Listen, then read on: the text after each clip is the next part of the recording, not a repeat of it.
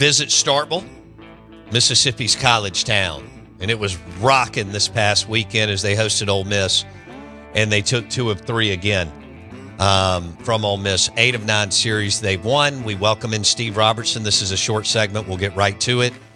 GenesPage.com, 247 Sports. So when we had Steve on earlier, right at the end of the break, he was talking about Willie Bloomquist. And we were going through a few names. We're going to go through some more, but we're going to start. Arizona State's head coach has got them rolling now. It did take them a minute, but there's a lot that's happened. The Pac-12 went bankrupt, and you had COVID. Pac-12 went bankrupt, and NIL kicked in. But they're 34-18 and 18-9 in league play, and it looks like they'll be a number 2 seed in the tournament. Tell me what you were talking about with Willie Bloomquist, Arizona State baseball coach, Steve. Yeah, there's a lot of people in baseball circles that think he would be a really good fit. Now, of course, he's home, right? And this is a guy that's played pro ball and such. And, today that was always when he decided to go back to the college game, he wanted to go coach there. But I think maybe he's proven to be a better college coach than many people anticipated. And so there's a lot of people in baseball circles that tell me, it's like, hey, I know he's really primarily a West Coast guy, but this guy can really coach. And so, yeah, I think his name kind of remains in discussion. Now, he doesn't have a lot of ties to the South and a natural recruiting footprint, but, Mississippi State's a national recruiter, right? And so, I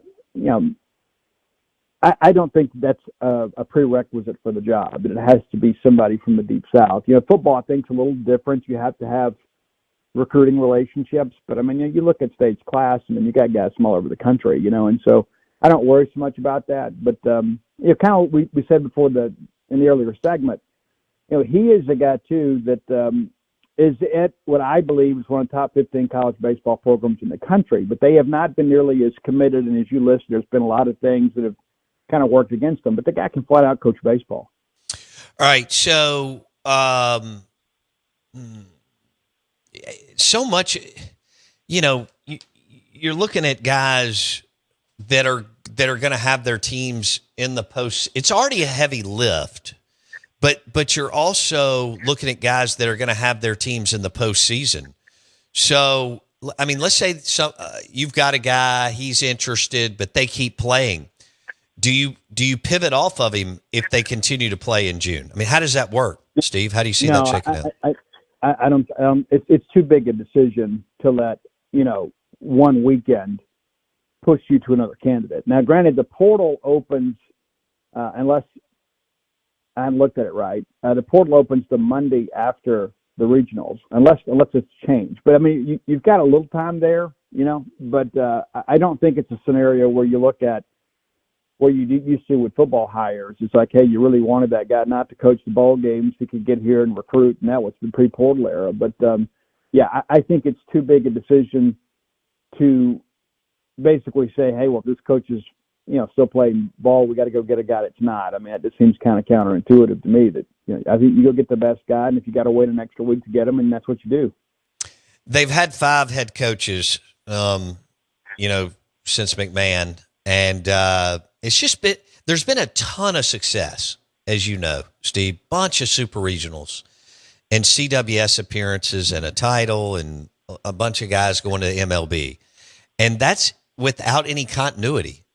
Can they, I'm not even going to go overboard. Can they just land on a guy that will be there 6 to 8 years, maybe 8 to 9, would be a nice starting point. Are you confident they can do this heavy lift, this poaching, so to speak? You mentioned it's happened a little bit more as of late, but if you take like the history of college baseball, there's very few packages, as you know, Steve, that will jump from Maryland to Michigan to Clemson, right? Or Nagel. Yeah, it's very few. And, one of the things that, we talk about running the show, right? There's a lot to it. It's not just about coaching baseball, but let's be honest with ourselves, okay? You're not, Jay Johnson and Tim Corbin are not sitting down negotiating the NIL deal, right? You have people that do that. They're aware of what's going on, but it's not like you can't go get a coach just because he's not a big NIL guy. Right? You have people that handle that, right? You have people within your administration that handle that. And so sometimes I think it's important. Let's not make the job bigger than it is. But the expectations at a place like Tennessee, when Tony Vitello was hired, were non-existent. Completely different scenario. Right. And I mean, I think, if memory serves me correct, Tennessee had won 4 regionals in school history before Tony Vitello got there. Damn.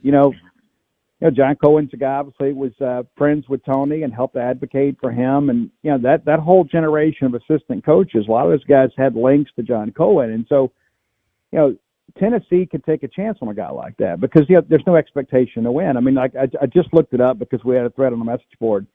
Everybody's talking about what a huge crowd there was yesterday between Vandy and Tennessee in Game 3, and a thriller of a game. There were 6,070 people there. It's cute. It is. But, they've come a long way, and it's good for the game, right? I mean, it's great for the game.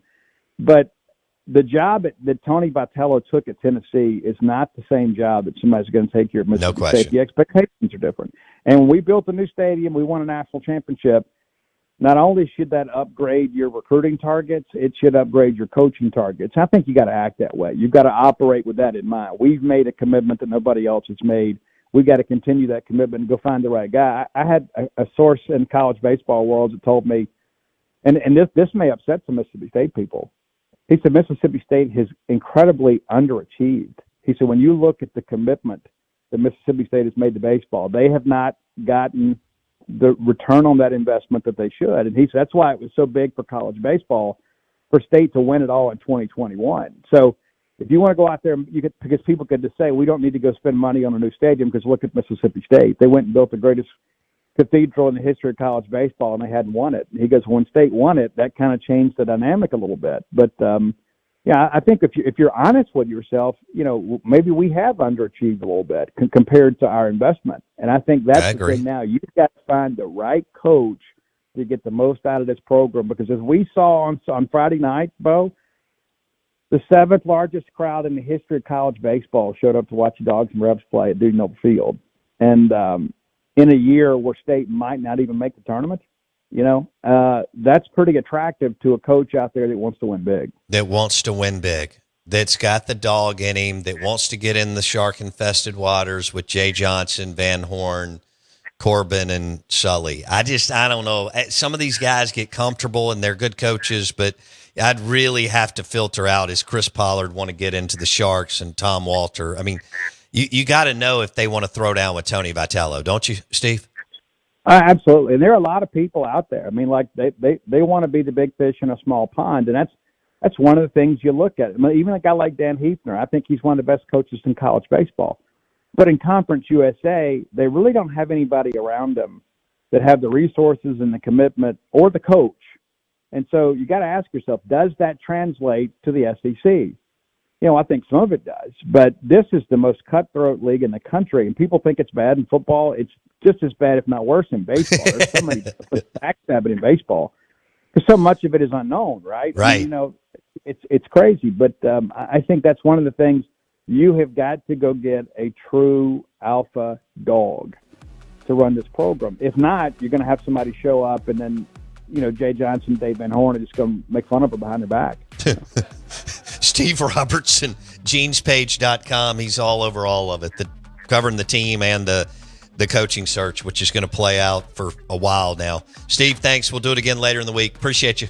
All right. He said it. You got to go get an alpha. Okay. So who is that? Tell me on the Dancing Rabbit Golf text line, 601-885-3776. I think Willie Bloomquist and Jake Mangum could be like identical twins the way they're wired.